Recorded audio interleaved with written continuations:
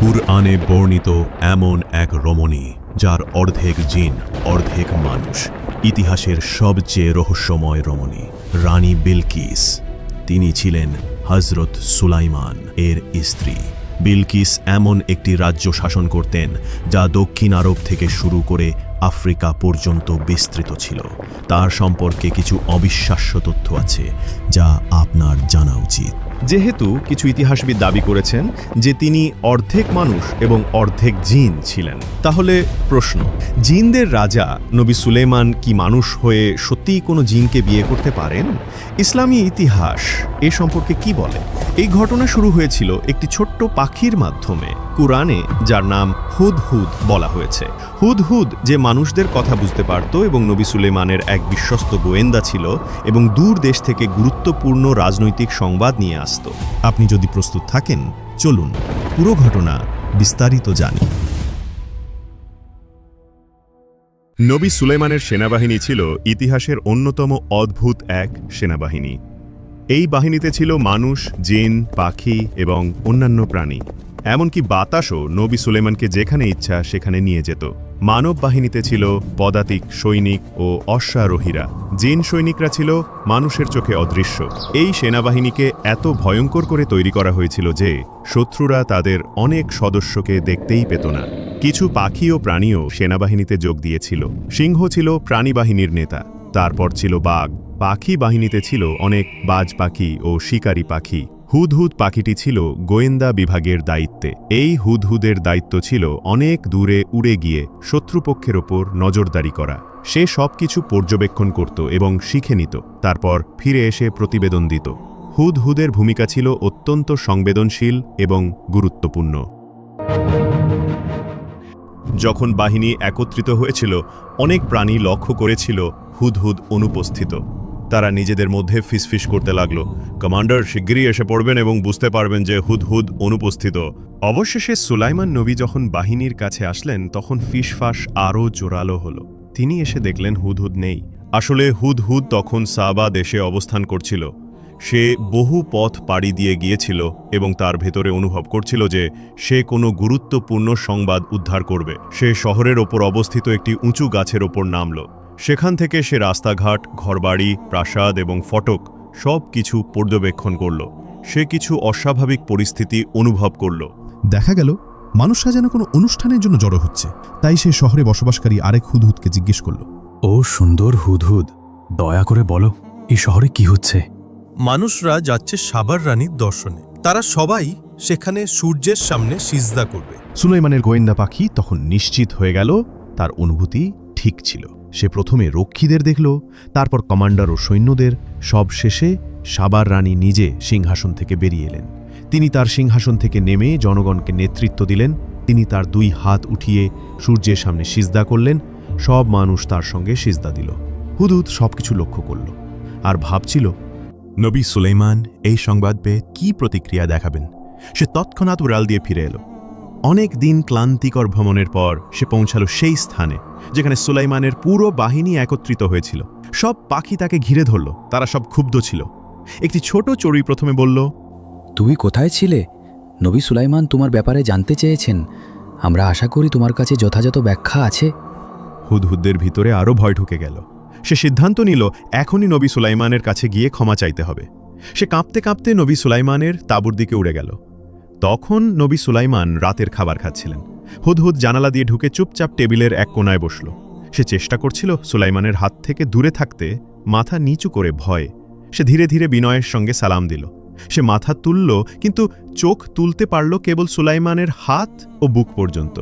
সে তার নেতার কাছ থেকে অনেক কিছু শিখেছিল এবং সে জানত যে নবী সুলাইমানের মন ছুঁতে হলে তাকে স্পষ্টভাবে সত্য কথা বলতে হবে। আমার বাদশা, আমি এমন একটি জাতির সংবাদ এনেছি যাদের সম্পর্কে আপনি জানেন না। এক দূর দেশে আমি এমন এক নারীকে দেখেছি যিনি সাবার জাতির ওপর শাসন করছেন। তিনি এক বিশাল সিংহাসনে বসেন এবং তার কাছে এমন সব জিনিস আছে যা কেউ চাইলেই পেতে পারে না। কিন্তু আমি দেখেছি তিনি এবং তার জাতি আল্লাহর পরিবর্তে সূর্যকে সিজদা করছে। শয়তান তাদের কাজকে তাদের কাছে শোভনীয় করে তুলেছে। এই শব্দগুলো ছিল শক্তিশালী। হুদহুদ দেখালো তার অনুপস্থিতির পেছনে সত্যিকারের একটি কারণ ছিল। সে ছিল একটি গুরুত্বপূর্ণ মিশনে। নবী সুলাইমান জবাব দিতে শুরু করলেন, অবশ্যই আমাদের যাচাই করতে হবে তুমি যা বলছো তা সত্য কিনা। আমি একটি চিঠি লিখব, তুমি এটি তাদের কাছে পৌঁছে দিবে এবং দেখবে তারা কি প্রতিক্রিয়া দেখায়। হুদহুদ চিঠি নিয়ে দ্রুত উড়ে গেল সাবার দেশে। সে রাজপ্রাসাদের বাগানের একটি গাছে নামল এবং রানীর কক্ষ খুঁজতে লাগল। সে দেখল একটি বিশাল কক্ষ, যার বড় একটি বারান্দা ছিল। বুঝতে পারল এটাই রানীর ঘর। চিঠিটি ঠোঁটে নিয়ে সে উড়ে গেল খোলা জানলার দিকে এবং ভেতরে প্রবেশ করল। সে সিদ্ধান্ত নিল ছাদের একটি স্থাপনার পেছনে লুকাবে। সে বাইরে তাকিয়ে দেখল রানী বিছানায় ঘুমাচ্ছেন। তার চুল বালিশের ওপর ছড়িয়েছিল। তার মুখ ছিল অত্যন্ত সুন্দর। তার সৌন্দর্য দেখার সময় হুদহুদের মনে এক ধরনের দুঃখ জন্ম নিল। এত সৌন্দর্য, ধন সম্পদ এবং ক্ষমতা থাকা সত্ত্বেও কেউ সূর্যের সামনে সিজদা কেন করবে? এই চিন্তা করল হুদহুদ। তার মনে হলো শয়তান তাদেরকে ধোঁকা দিয়েছে। শয়তান তাদের এমন কিছুর উপাসনা করতে বাধ্য করেছে যা সত্যিকার মাবুদ নয়। কিন্তু সে কিভাবে এটা করল? তারপর হুদহুদ ভাবল, যদি সুলাইমানের সেনাবাহিনী সাবার জনগণের সঙ্গে যুদ্ধ করে, তাহলে ফলাফল তো স্পষ্ট। হ্যাঁ, রানী শক্তিশালী, কিন্তু তিনি নবীর বাহিনীকে পরাজিত করতে পারবেন না। সুলাইমানের সৈন্যরা খুব সহজেই তাদের দখল নিতে পারবে।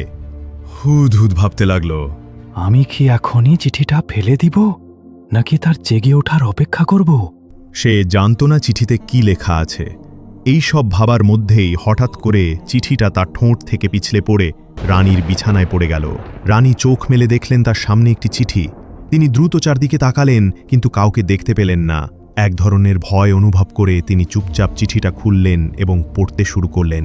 এই বার্তাটি সুলাইমানের পক্ষ থেকে, আল্লাহর নামে, যিনি পরম করুণাময় ও অতিশয় দয়ালু। আমি তোমাকে এক আল্লাহর প্রতি ঈমান আনতে আমন্ত্রণ জানাচ্ছি। আমার প্রতি অহংকার করো না। আমার কাছে এসো এবং নিজেকে সমর্পণ করো। রানী রেগে গেলেন এবং আবার চারদিকে তাকালেন, খুঁজলেন কে চিঠি এনে দিয়েছে। কিন্তু কাউকে না দেখে তার রাগ আরও বেড়ে গেল। তিনি তার প্রহরীদের ডাকলেন এবং বললেন, কে সাহস করেছে আমার কক্ষে প্রবেশ করার? এটা কে করেছে? প্রহরীরা বিস্মিত হয়ে গেল। তারা বলল, কেউ রানীর ঘরে ঢোকেনি। তারা জানালো তারা সারাক্ষণ তলোয়ার হাতে ছিল এবং চোখ খোলা রেখেছিল। তারা শপথ করে বলল, রানীর ঘরের আশেপাশেও কেউ আসেনি। এদিকে হুদহুদ পাখিটি ছাদের ওপরের এক ফাঁকা জায়গায় লুকিয়েছিল এবং সে সবকিছু শুনছিল। রানী বিলকিস চিৎকার করে উঠলেন, তাহলে এই চিঠি এলো কোথা থেকে? তিনি চিঠিটা হাতে তুলে ধরলেন। প্রহরীরা বিভিন্ন রকম অনুমান করতে লাগলো কিভাবে এই চিঠি এসেছে, কিন্তু কেউই কিছু দেখেনি। তারা হতবাক হয়ে গিয়েছিল, বুঝতে পারছিল না কি বলবে। রানী বিলকিস দ্রুত তার উপদেষ্টাদের নিয়ে জরুরি বৈঠক ডাকলেন। উপদেষ্টারা জড়ো হলেন। রানী বিলকিস বৈঠকের নেতৃত্ব দিলেন। তিনি বললেন, হে আমার উপদেষ্টা বৃন্দ, আমি একটি অত্যন্ত গুরুত্বপূর্ণ চিঠি পেয়েছি। এটি সুলাইমানের পক্ষ থেকে। তিনি তার চিঠি শুরু করেছেন আল্লাহ আর রহমান ও আর রাহিমের নামে। তিনি আমাকে অহংকার ছাড়া তার কাছে আসতে বলেছেন। তোমরা বলো, আমাদের কি করা উচিত? একজন উপদেষ্টা বললেন, এর অর্থ সুলাইমান চাচ্ছেন আমরা তার কাছে আত্মসমর্পণ করি। এটা তো যুদ্ধের ডাকের মতো শোনাচ্ছে। আসুন আমরা যুদ্ধ করি। আরেকজন বললেন, আমরাও তো শক্তিশালী, চলো আমরা তাকে যুদ্ধ করে আমাদের শক্তি দেখিয়ে দেই।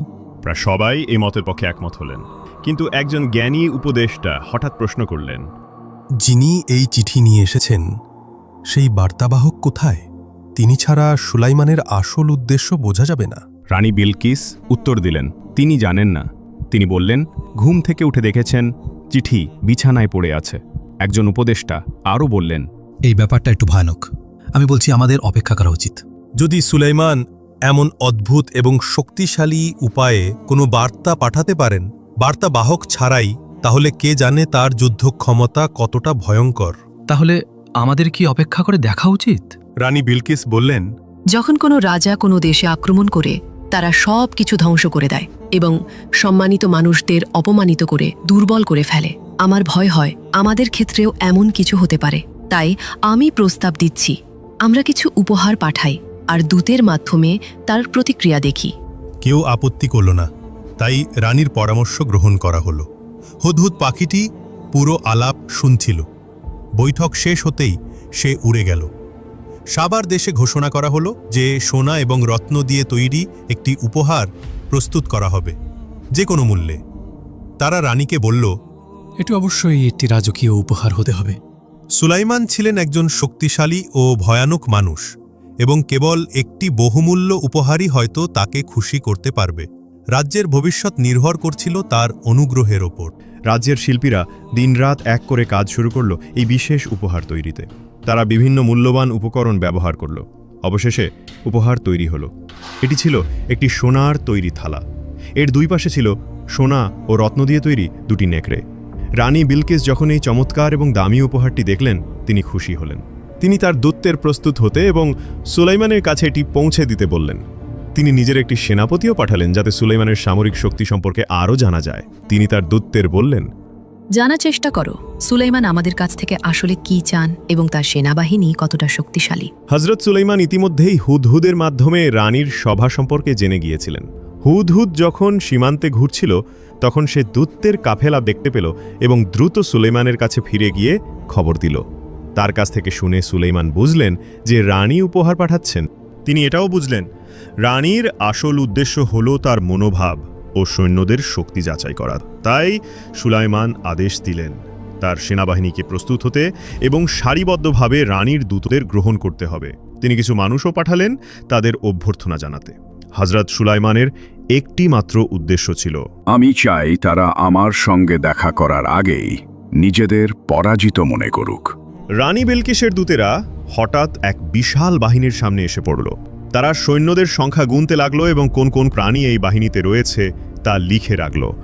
তাদের বিস্ময়ের সীমা রইল না যখন তারা দেখল সুলাইমানের সেনাবাহিনী কেবল মানুষের নয়, বরং সিংহ, বাঘ, হাতি, পাখি এবং আরও অনেক প্রাণী নিয়ে গঠিত। তারা আরও দেখল এই সেনাবাহিনী বাতাস ব্যবহার করে এক স্থান থেকে অন্য স্থানে চলাচল করতে পারে। তাদের চোখ বড় হয়ে গেল, মুখ হা হয়ে গেল বিস্ময়ে। এই বাহিনী ছিল একেবারেই আলাদা, মহিমাময় এবং ভয়ঙ্কর। তারা বুঝে গেল এমন বাহিনীর বিরুদ্ধে তারা কখনোই যুদ্ধ করতে পারবে না। যখন তারা লক্ষ্য করল কিছু অস্ত্র নিজেরাই নড়াচড়া করছে, তখন তাদের ভয় আরও বেড়ে গেল। তারা একে অপরের দিকে তাকিয়ে আতঙ্কের সঙ্গে প্রশ্ন করল, এটা কি?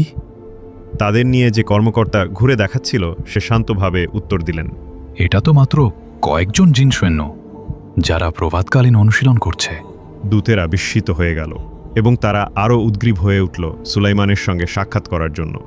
কিন্তু হযরত সুলাইমান সরাসরি তাদের সঙ্গে দেখা করতে অস্বীকার করলেন। তার পরিবর্তে তিনি তার এক অধিনায়ককে পাঠালেন তাদের সঙ্গে কথা বলতে। ওই কর্মকর্তা দূতদেরকে প্রাসাদে দুপুরের আহারের আমন্ত্রণ জানালেন। দূতেরা চারদিকে তাকিয়ে বুঝতে পারলেন তাদের আনা উপহারগুলো কত তুচ্ছ এবং মূল্যহীন মনে হচ্ছে সুলাইমানের রাজত্বের গৌরব ও ক্ষমতার তুলনায়। তবুও তারা সংকোচ ও লজ্জার সঙ্গে উপহারগুলো হস্তান্তর করল। কর্মকর্তা উপহারগুলো সুলাইমানের কক্ষে নিয়ে গেলেন, কিন্তু কিছুক্ষণের মধ্যেই তিনি আবার ফিরে এলেন সেই উপহারগুলোর সঙ্গে নিয়েই। তিনি সেগুলো টেবিলে রেখে বললেন, নবী সুলাইমান এই উপহারগুলো গ্রহণ করতে অস্বীকার করেছেন। এরপর তিনি সুলাইমানের বার্তা তুলে ধরলেন, তোমরা কি মনে করো তোমাদের সম্পদ দিয়ে আমাদের প্রভাবিত করতে পারবে? আল্লাহ আমাদের যেটুকু দিয়েছেন তা তোমাদের থেকে অনেক উত্তম। তোমাদের উপহার ফিরিয়ে নাও। আমরা যদি এমন এক বাহিনী নিয়ে তোমাদের কাছে যাই যেটার কল্পনাও তোমরা করতে পারো না, তাহলে নবী সুলাইমান তোমাদেরকে শহর থেকে অপমানের সঙ্গে বিতাড়িত করবেন। দূতেরা আতঙ্কিত হয়ে পড়ল। তাদের একজন কর্মকর্তা জিজ্ঞেস করল, সুলাইমান আমাদের থেকে আসলে কি চান? অনুগ্রহ করে পরিষ্কারভাবে বলুন, যেন আমরা রানীকে জানাতে পারি। সে শান্তভাবে উত্তর দিলেন, নবী সুলাইমান কেবল একটি জিনিস চান, তোমাদের রানী এবং জনগণ যেন তার কাছে আত্মসমর্পণ করে। তারা বুঝতে পারল এই বার্তাটি একদিকে শান্তির আহ্বান, অন্যদিকে কঠোর হুঁশিয়ারি। তাই দূতেরা ফিরে গেল রানী বিলকিসের কাছে সুলাইমানের কথা পৌঁছে দিতে।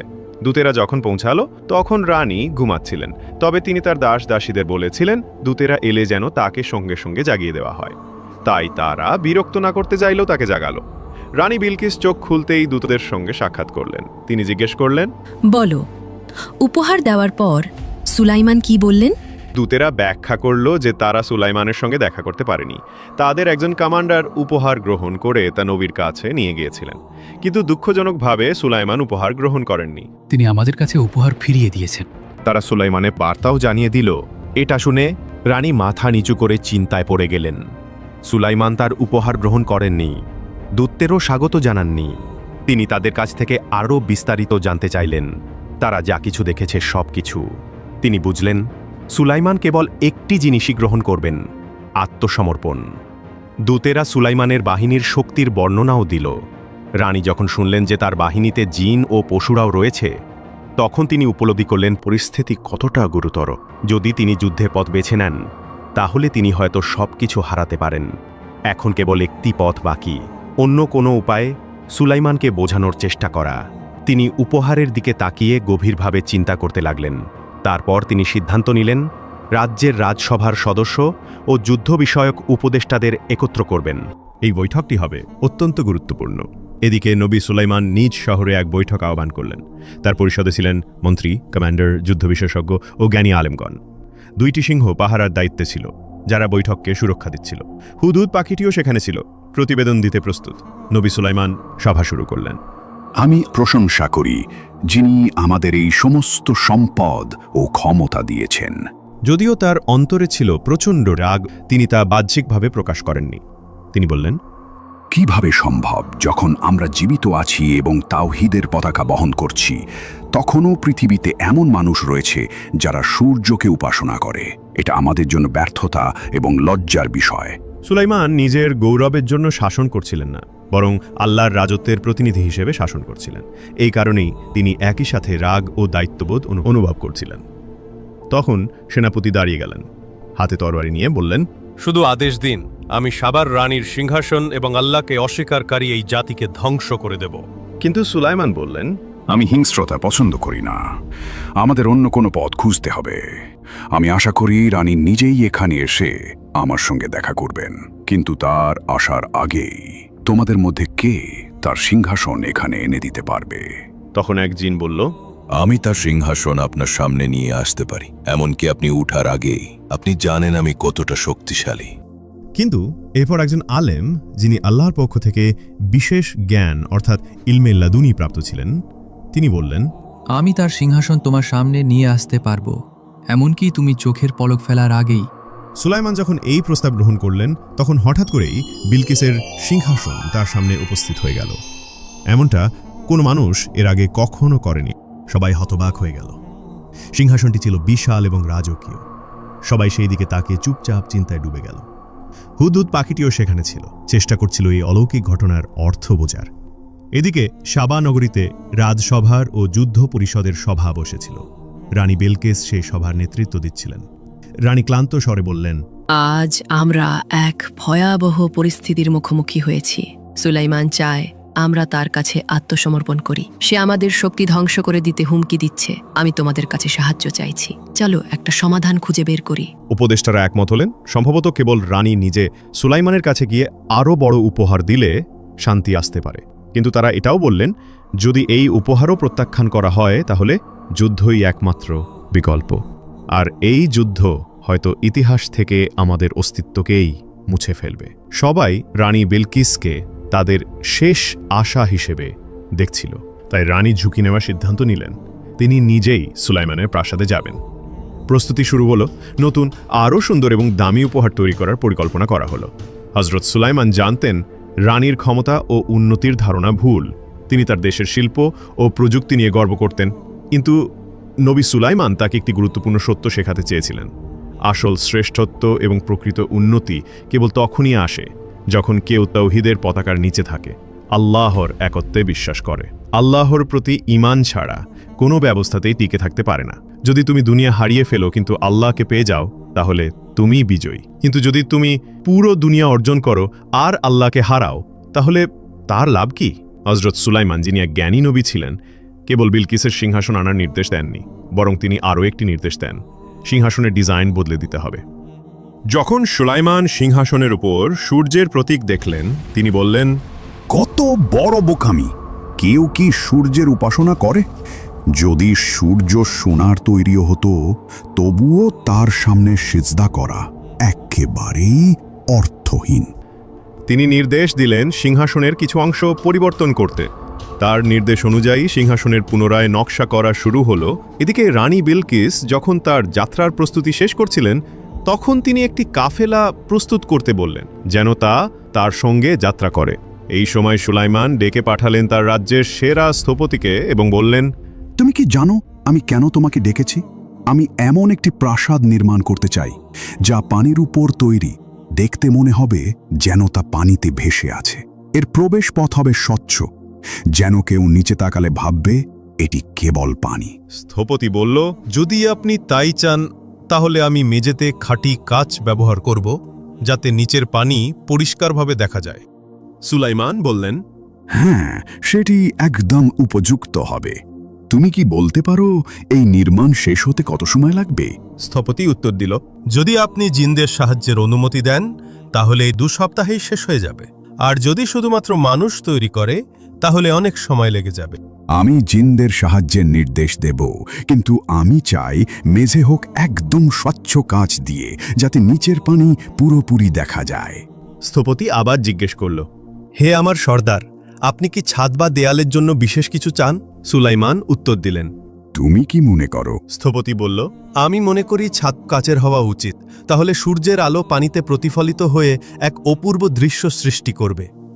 আমি এটাও প্রস্তাব করি দেয়ালগুলো আয়না দিয়ে তৈরি করা হোক। নবী সুলাইমান এই ভাবনাগুলো শুনে খুশি হলেন এবং স্থপতিকে কাজ শুরু করতে নির্দেশ দিলেন। স্থপতি কাজ শুরু করলেন। কিছুদিনের মধ্যেই পানির উপরে এক চমৎকার প্রাসাদ গড়ে উঠতে লাগল।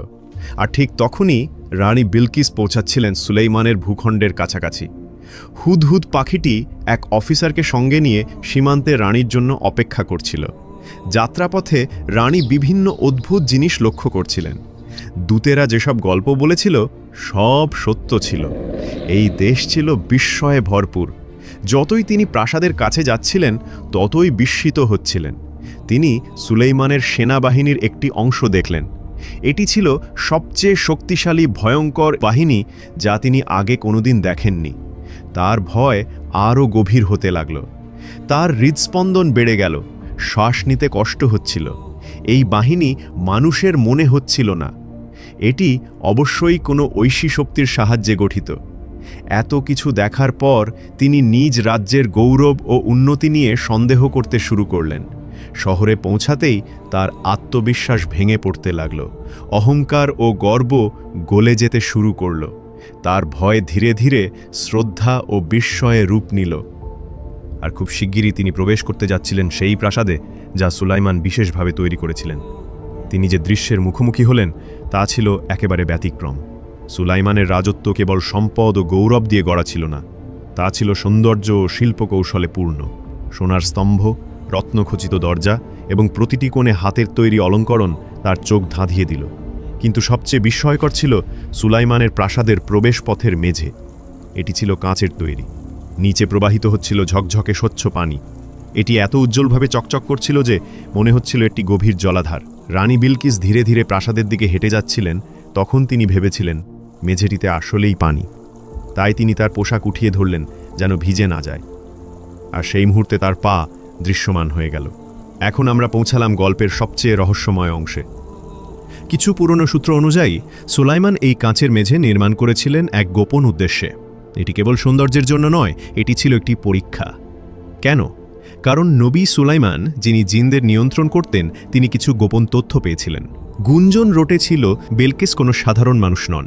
কিছু লোক বিশ্বাস করত তিনি অর্ধেক মানুষ এবং অর্ধেক জিন। নবী সুলাইমান জিনদের প্রকৃতি সম্পর্কে খুব ভালোভাবে জানতেন। তিনি এটাও জানতেন বেশিরভাগ জিনের পায়ে লোম হয়। তাই তিনি কাঁচের মেঝেটিকে এমনভাবে তৈরি করান যেন দেখতে মনে হয় পানি, যাতে বিলকিস তার পোশাক তুলেন। আর সেই মুহূর্তেই তিনি দেখতে পারবেন তার পা এবং নিজের সন্দেহ যাচাই করতে পারবেন। বিলকিস হয়তো সাধারণ মানুষ ছিলেন না, কিন্তু কিছু মানুষ কেন বিশ্বাস করত তিনি অর্ধেক জিন? এই ধারণা বিভিন্ন ধর্মীয় ও সাংস্কৃতিক উৎসে বিভিন্নভাবে পাওয়া যায়। কিছু গল্পে বলা হয় বিলকিসের জন্ম হয়েছিল একজন মানুষ ও এক জিনের মিলনের মাধ্যমে। একটি কাহিনীতে বলা হয় তার মা ছিলেন একজন মানবী রানী এবং তার পিতা ছিলেন একজন ইফরিত, অর্থাৎ এক শক্তিশালী জিন। এই কারণেই বিলকিসের মধ্যে মানবীয় সৌন্দর্য এবং কিছু জিন সদৃশ শারীরিক বৈশিষ্ট্য ছিল। কুরআনে সরাসরি বলা হয়নি তিনি মানুষ ছিলেন নাকি জিন। ইথিওপীয় টেক্সটগুলোতে তাকে জিনদের বংশোদ্ভূত বলে বর্ণনা করা হয়নি, বরং সেখানে তাকে এক জ্ঞানী এবং আধ্যাত্মিক মানবী রানী হিসেবে তুলে ধরা হয়েছে। সেসব কাহিনীগুলো তার জ্ঞান ও পবিত্রতার ওপর বেশি গুরুত্ব দিয়েছে তার বাহ্যিক বৈশিষ্ট্যের চেয়ে। তাহলে ইসলামী উৎসগুলো কি বলে? অধিকাংশ ইসলামী আলেম একমত বিলকিস ছিলেন একজন মানুষ। অর্ধেক জিন বিষয়ক গুজব ছড়িয়েছিল আসলে জিনরাই। কেন? কারণ তারা চায়নি সুলাইমান বিলকিসে আগ্রহী হন অথবা তাকে বিয়ে করেন। জিনরা ভয় পেত যদি সুলাইমানের কোনো পুত্র হয় সে হয়তো তার পিতার মতো রাজত্ব করবে এবং সুলাইমানের গোপন জ্ঞানের মাধ্যমে আবার জিনদের কাজ করাবে। তারা সুলাইমানের অধীনে কাজ করত বাধ্য হয়ে, আর আশা করছিল সুলাইমান মারা গেলে তারা মুক্তি পাবে। কিন্তু যদি তার পুত্র রাজত্ব করে তাহলে তারা আবার বন্দী হয়ে পড়বে। আর অধিকাংশ জিনই মিথ্যাবাদী হিসেবে পরিচিত, শুধু সুলাইমানের যুগে নয়, সব যুগেই। নবী সুলাইমান এটা ভালোভাবে জানতেন, তাই তিনি এই পরিস্থিতির আয়োজন করেন নিশ্চিত হওয়ার জন্য। আর যখন তিনি বিলকিসের পা দেখলেন এবং বুঝলেন তা সাধারণ মানুষের মতো, তখন তার সন্দেহ দূর হয়ে গেল। বিলকিস যখন কাঁচের মেঝের ওপর দিয়ে পেরিয়ে গেলেন, সুলাইমান নিশ্চিত হলেন তিনি একজন মানুষই। তারপর সুলাইমান রানী বিলকিসকে তার সিংহাসন দেখালেন। রানী বিলকিস বিস্ময়ে হতবাক হয়ে গেলেন। নবী সুলাইমান তাকে জিজ্ঞেস করলেন, এটা কি তোমার সিংহাসন? বিলকিস ভালো করে তাকালেন। তিনি ঠিক কি বলবেন বুঝে উঠতে পারলেন না। সিংহাসনটা দেখতে হুবহু তার নিজের মতো, কিন্তু কিছু একটা বদলে গেছে। অবশেষে তিনি বললেন, এটি দেখতে আমার সিংহাসনের মতোই। সিংহাসনের নিচে সুলাইমান একটি বার্তা রেখে দিয়েছিলেন, আমরা আল্লাহর কাছে আত্মসমর্পণকারী। বিলকিস আরও গভীরভাবে তাকিয়ে বুঝতে পারলেন এটি সত্যিই তার নিজের সিংহাসন। কোনোভাবে এটি তার প্রাসাদ থেকে তার আসার আগেই এখানে নিয়ে আসা হয়েছে এবং কিছু পরিবর্তন করা হয়েছে। এটি ছিল নবী সুলাইমানকে আল্লাহ যে অসাধারণ ক্ষমতা দিয়েছিলেন তার আরও একটি প্রমাণ। রানী বিলকিস গভীর চিন্তায় ডুবে গেলেন।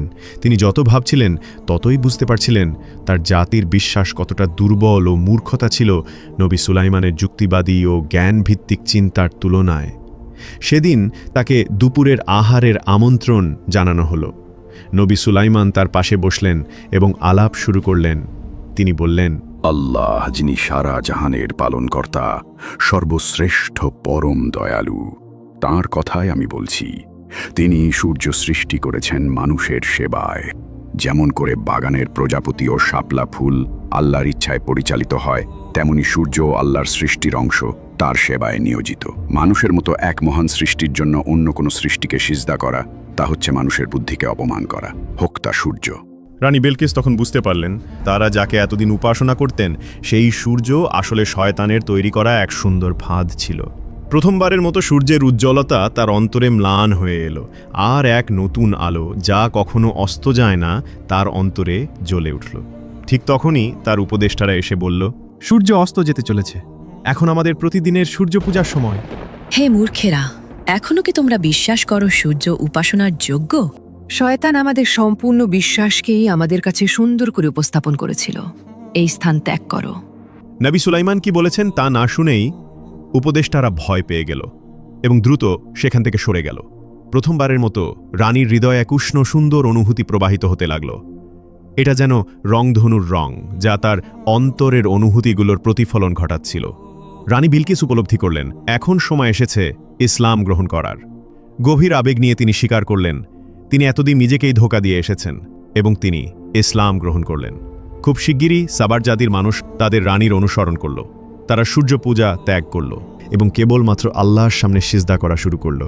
আর এই সব কিছুর সূচনা হয়েছিল সেই দিন যেদিন ছোট্ট হুদহুদ পাখিটির অন্তরে একটি অনুভূতি জন্মেছিল এবং সে তার কণ্ঠে সেই সংবাদ প্রকাশ করেছিল যখন অন্য পাখিরা আগেই উড়ে গিয়েছিল। এই কাহিনী আমাদের মহাপবিত্র কিতাব আল কুরআনুল কারীমে বর্ণিত হয়েছে। এটি আমাদের মনে করিয়ে দেয় জ্ঞানের মূল্য কত বিশাল, জ্ঞানীর মর্যাদা কত উচ্চ এবং প্রকৃত জ্ঞান আল্লাহর একটি উপহার। এ নিয়ে আমাদের কৃতজ্ঞ হওয়া উচিত।